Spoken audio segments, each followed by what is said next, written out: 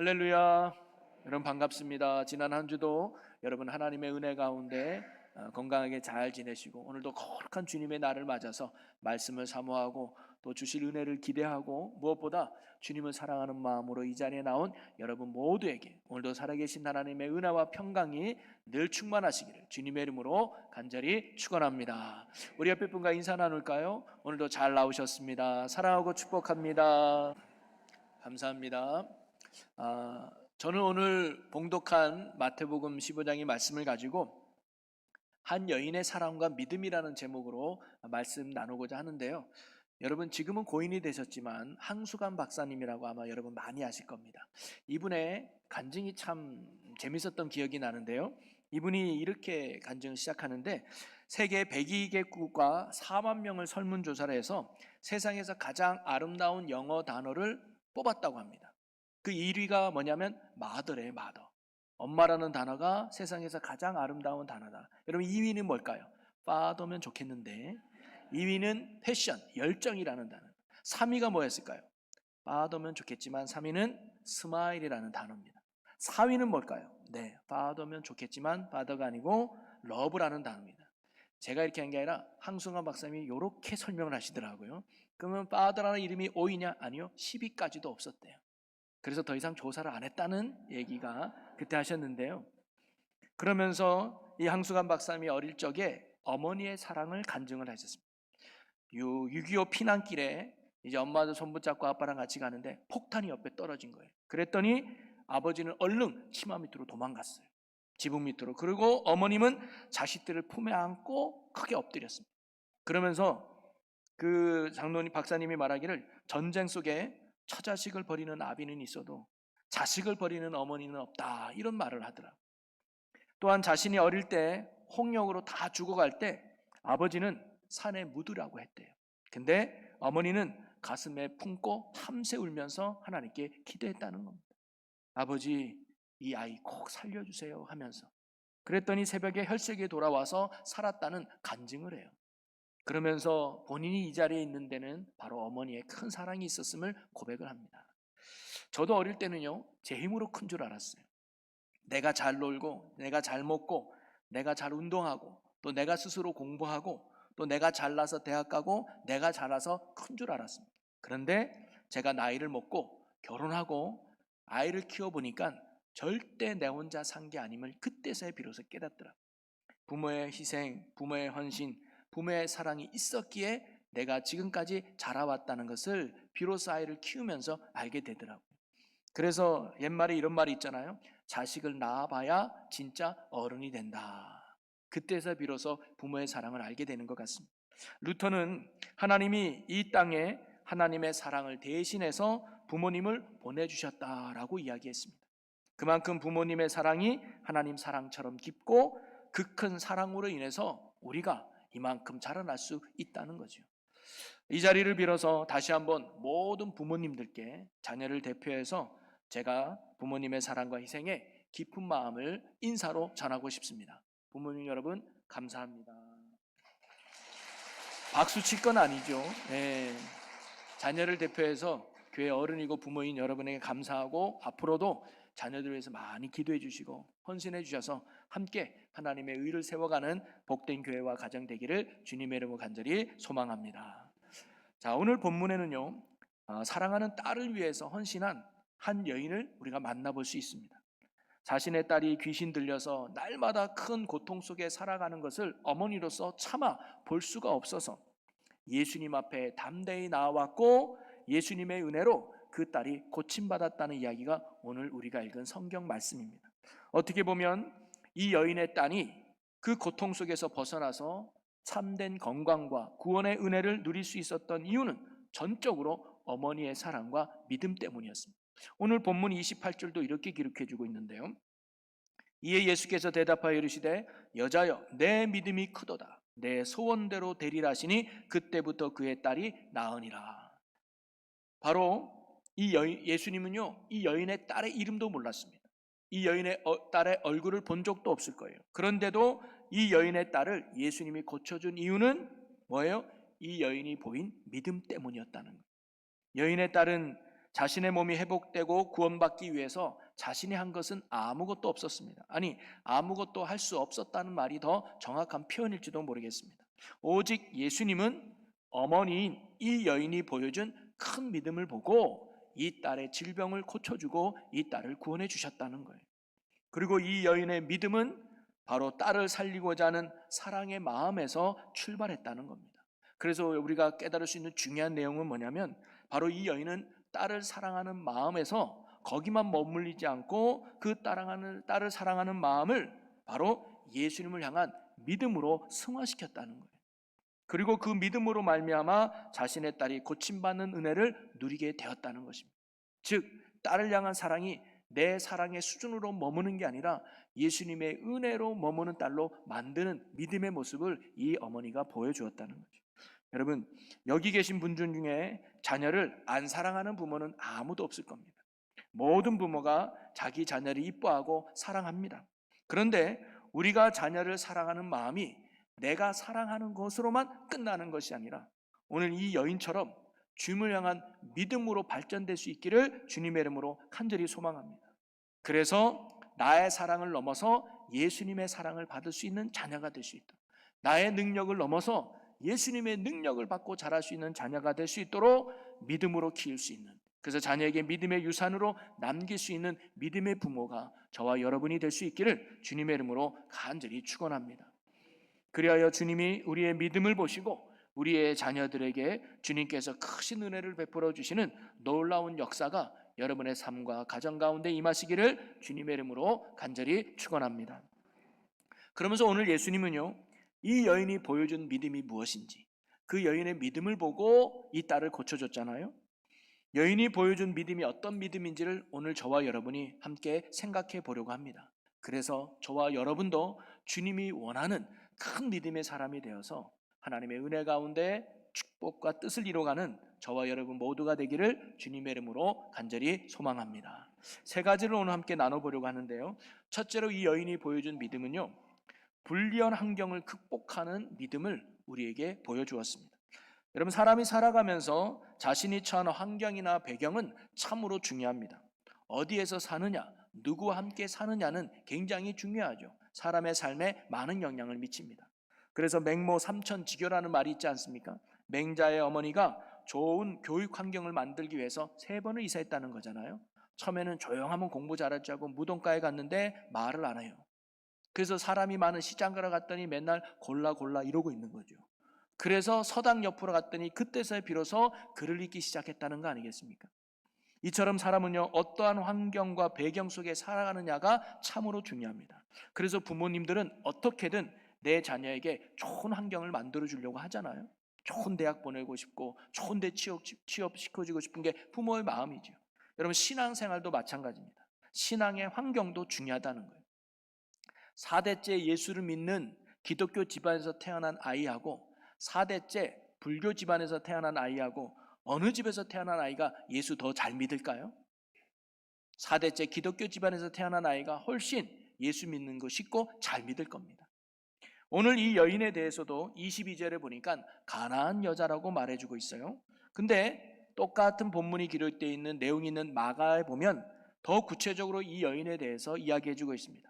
마가복음 7장 26절 말씀을 같이 읽어볼게요.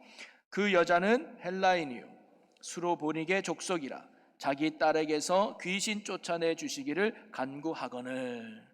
그냥 한 여인이라고 하지 않고 마가는 이 여인이 어디 출신이며 어디서 살고 있는지, 어떤 배경과 환경 속에 있는지를 구체적으로 설명해 주고 있습니다. 먼저 이 여인은 여자라고 말하고 있고요, 헬라인이라고 말하고 있고 수로보니게 족속이라고 가르쳐 주고 있어요. 이게 어떤 의미냐? 여자는요, 당시 무시받던 존재였습니다. 인구 수를 셀 때 여자는 세지도 않았던, 그만큼 무시받던 유의 여자였고요. 또 헬라인이라는 표현은 이방인이었습니다. 유대인들에게 죄인 취급받던 이방인. 또 수로보니게 족속이라고 표현했는데 이거는 마태복음에 나오는 가나안 여인, 가나안 족속이라. 이 말은 뭐예요? 우상 숭배하는 족속, 하나님께 버림받은 족속, 하나님을 알지도 못하는 족속이라는 의미가 여기에 담겨져 있는 거예요. 그러면 성경은 왜 이 여인에 대해서 이렇게 구체적으로 설명해 주고 있을까요? 이 여인의 배경과 환경을 우리에게 보라고 말해 주는 것 같습니다.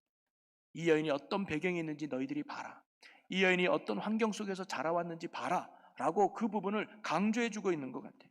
소위 말하면 이 여인은 예수님을 알 만한, 예수님을 깨달을 만한, 예수님을 잘 믿을 만한 배경과 환경에 살아오지 않았다는 것을 성경이 강조해 주고 있는 것 같습니다. 어찌 보면 참으로 불리하고 힘든 환경 속에서 신앙을 키웠던 게 이 여인인 것 같아요. 자, 그런데 예수님을 잘 알 수도 없고 성경을 배울 수도 없는 이러한 환경 속에서 이 여인은 오늘 보니까 예수님을 어떤 분으로 고백하고 있냐. 자, 15장 22절 읽어보겠습니다. 가나안 여자 하나가 그 지경에서 나와서 소리 질러 이르되 주 다윗의 자손이여 나를 불쌍히 여기소서. 내 딸이 흉악하게 귀신 들렸나이다 하되. 이 여인이 예수님 앞에 나와서 예수님을 뭐라고 고백하느냐? 주 다윗의 자손이라고 고백하고 있습니다. 여기서 다윗의 자손이라는 것은요, 유대인들에게는 메시아, 그리스도라는 의미가 포함되어 있는 겁니다. 즉, 이 여인은 예수님을 나의 구원자, 나의 하나님, 나의 주님으로 분명하고 정확하게 알고 고백하고 있다는 겁니다. 그러기에 예수님만이 내 딸을 능히 고쳐줄 것을 믿었고 예수님 앞에 담대히 나올 수 있었던 거죠. 예수님에 대한 이런 믿음이 없다면 이 여인은 예수님께 나오지 않았을 거예요. 바로 이 여인은요, 예수님을 잘 믿고 잘 따를 만한 좋은 환경에 있었던 여인이 절대 아니었습니다. 안 믿으면 안 믿었지 예수님을 믿을 만한 배경에서 자라온 여인이 절대 아니었다는 거예요. 그런데도 이러한 불리한 환경을 넘어서 예수님을 참된 구원자로 믿고 주님 앞에 담대히 나왔던 거죠. 이것이 여인이 보여준 첫 번째 큰 믿음의 내용이라고 생각이 듭니다. 바로 불리하고 힘들고 어려운 환경에서도 그것을 넘어서 주님께 나아가는 믿음을 이 여인이 보여주었다는 거예요. 여러분, 때로는 성도님들 중에 이렇게 말씀하시는 분이 종종 계세요. 목사님, 저도 예수님 잘 믿고 싶어요. 저도 신앙생활 열심히 하고 싶어요. 저도 믿음 좋은 신앙생활 하고 싶어요. 그런데 환경이 어려워서, 상황이 안 좋아서, 나도 기도하고 싶고 나도 예배 꼭꼭 드리고 싶고 나도 봉사하고 싶고 나도 성경 공부하고 싶지만 내 형편이 이래서, 내 상황이 이래서, 내 환경이 이래서 못합니다라고 말씀하시는 분이 종종 계십니다. 이런저런 환경과 상황의 어려움 때문에 주님 앞에 나오지 못하는 연약한 성도님들도 꽤 계시죠. 물론 환경이 우리의 신앙에 미치는 영향이 참으로 큽니다. 무시할 수 없죠. 그러나 그것이 신앙생활의 절대적인 것이 아님을 오늘 이 여인이 우리에게 가르쳐주고 있는 거예요. 삭개오도 보면 키가 작고 사람들에게 외면당하는 불리한 환경이 있었지만 그것을 뛰어넘어서 주님께 나아가지 않았습니까? 중풍병자도 불리한 환경을 뛰어넘어서 지붕을 뚫고 예수님께 나아가는 믿음을 보여주지 않았습니까? 주님이 우리에게 원하는 믿음은 바로 이러한 불리하고 어려운 환경 속에서도 핑계대며 뒤로 물러나는 것이 아니라 그럼에도 불구하고 담대히 주님 앞에 나아가는 것이 큰 믿음임을 오늘 우리에게 가르쳐 주고 있는 것이죠.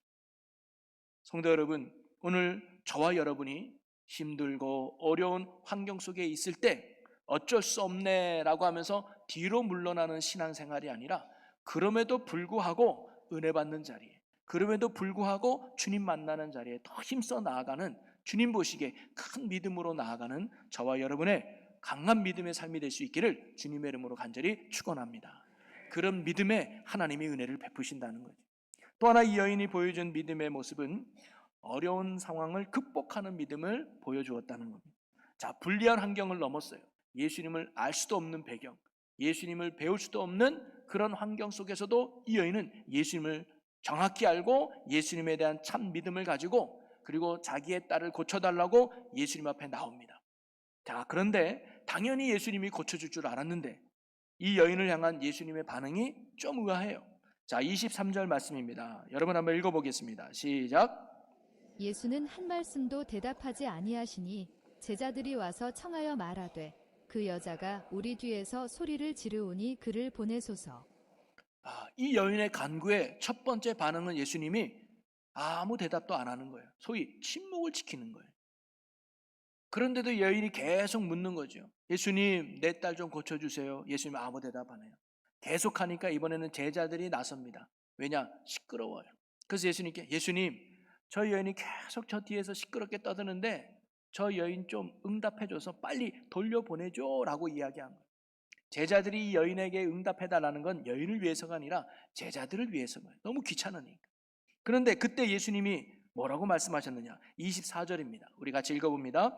예수께서 대답하여 이르시되 나는 이스라엘 집에 잃어버린 양 외에는 다른 데로 보내심을 받지 아니하였느니라 하시니, 예수님은 나는 유대인들을 위해서 왔지 이방인에게 오지 않았다라는 소위 차별적인 말씀을 하는 거예요.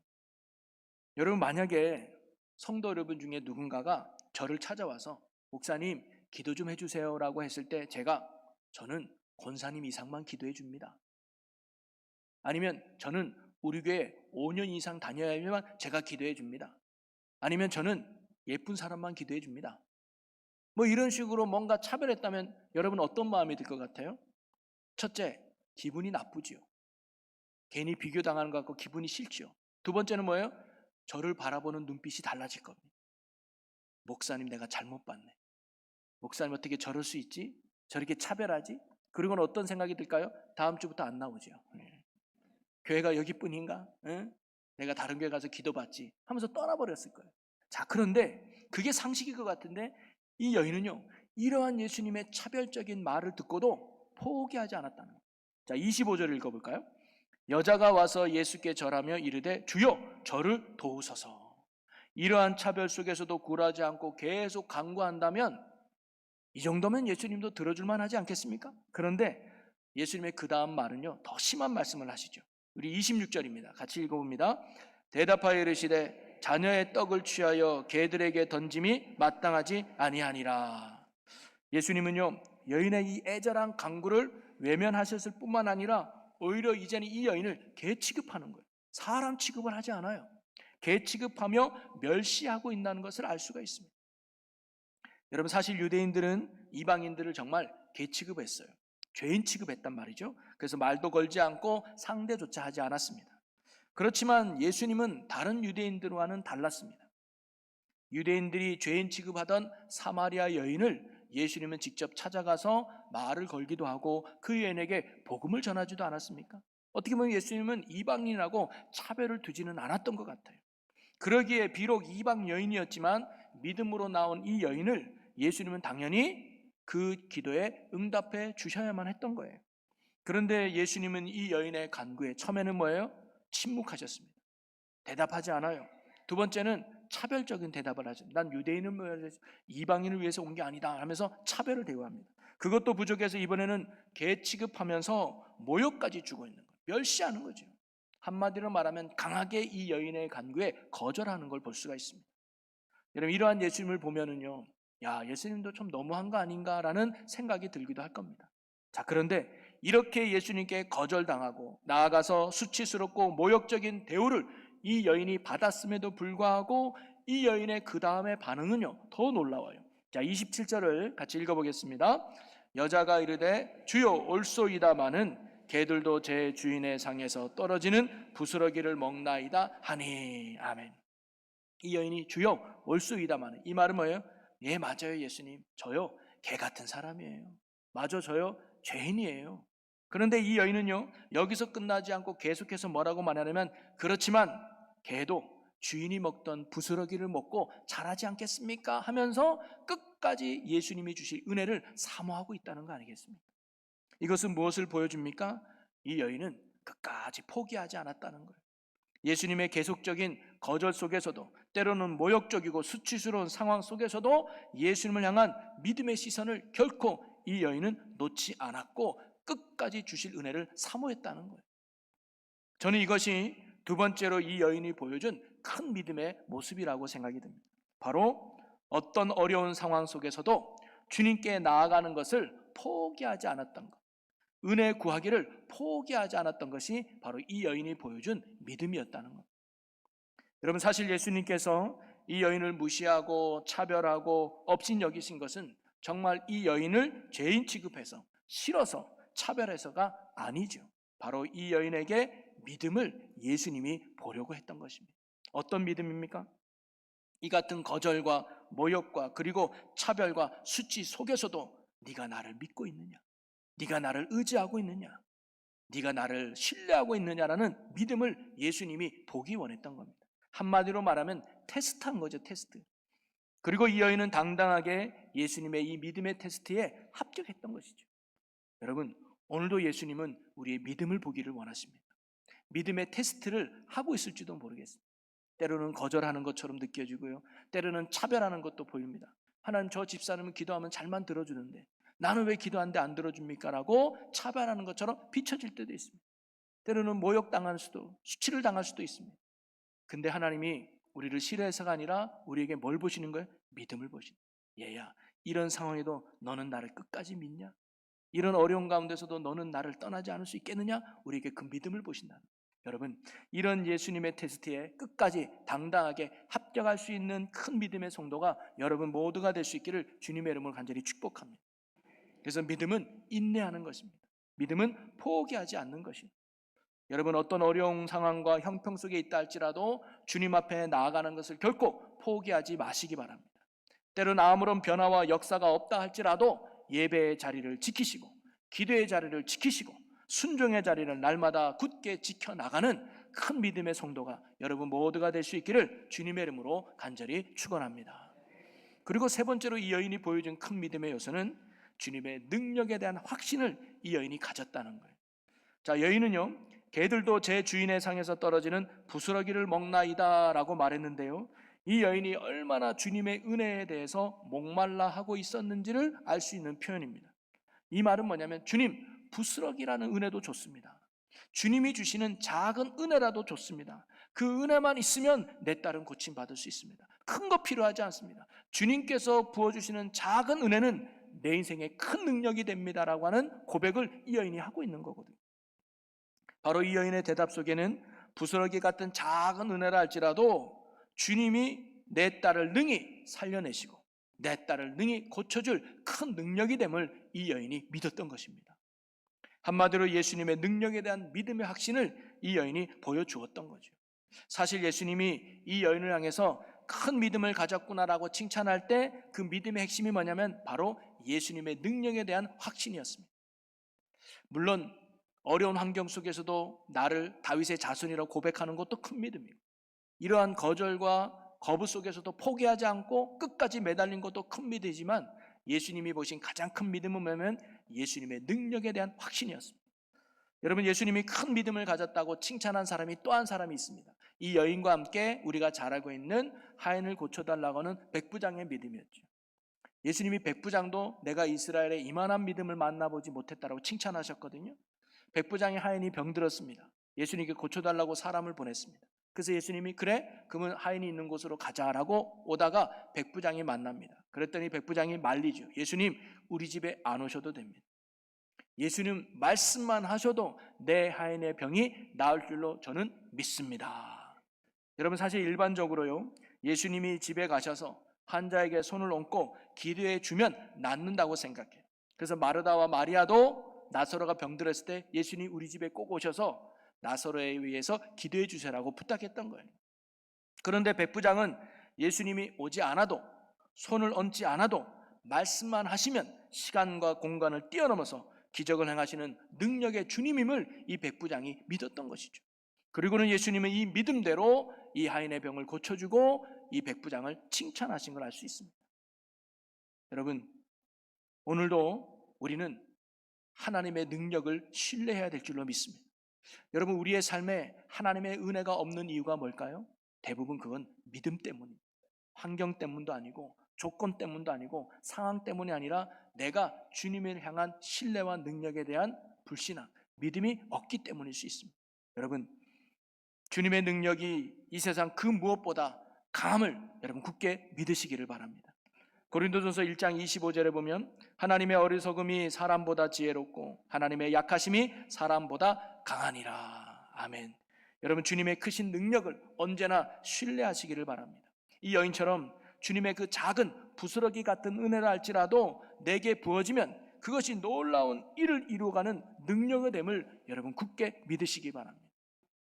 여러분, 사람도 재치기 한번 하면요, 아무것도 아니지만 개미에게서는 그 재치기가 태풍과도 같은 바람으로 하는 거 아닙니까? 하나님께는 부스러기 같은 은혜라 할지라도 그게 우리에게 부어지면 내 삶을 변화시키고 내 인생을 다르게 하고 내 가정을 회복시키는 놀라운 능력이 되는 줄로 믿습니다. 그 은혜를 사모할 줄 아는 믿음이 저와 여러분의 믿음이 되기를 주님의 이름으로 간절히 축원합니다. 말씀을 정리하겠습니다. 오늘 우리는요, 사랑하는 딸을 살리기 위해 주님 앞에 나온 한 여인을 살펴보았습니다.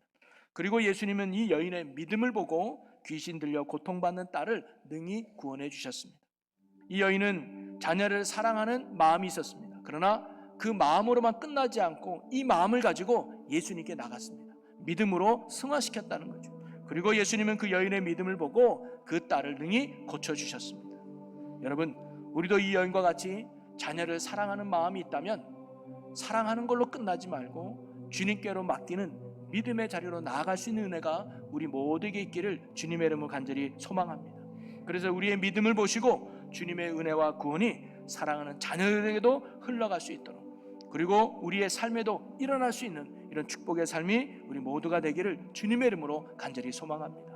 여러분, 그러기 위해서는요, 이 여인과 같은 큰 믿음의 모습이 우리의 믿음이 되기를 소망합니다. 불리한 환경 속에서도 어쩔 수 없다라고 내려놓는 것이 아니라 그럼에도 불구하고 주님께 담대히 나갈 수 있는 믿음이 우리의 믿음이 되기를 소망합니다. 그럼에도 불구하고 기도의 자리로, 그럼에도 불구하고 예배의 자리로, 그럼에도 불구하고 믿음의 자리로 힘써 나아가는 큰 믿음의 성도가 여러분 모두가 되기를 주님의 이름으로 간절히 소망합니다. 또한 어려운 상황 속에서도 때로는 거절과 차별과 멸시 속에서도 결코 포기하지 말으시고 이 여인처럼 응답하시고 역사해 주실 때까지 인내하며 주님을 향한 믿음의 시선을 잃지 마시고 주님을 붙잡은 손을 끝까지 놓지 않는 믿음의 여러분이 되시기를 간절히 소망합니다. 그리고 부스러기 같은 작은 은혜라 할지라도 주님께서 내게 은혜만 주시면 내 삶이 달라지고 내 가정이 달라지고 내 자녀들에게도 놀라운 구원의 역사가 일어날 수 있음을 믿고 날마다 주의 은혜를 간절히 사모함으로 나가는 큰 믿음의 모습이 저와 여러분의 모습이 될 수 있기를 주님의 이름으로 간절히 축원합니다.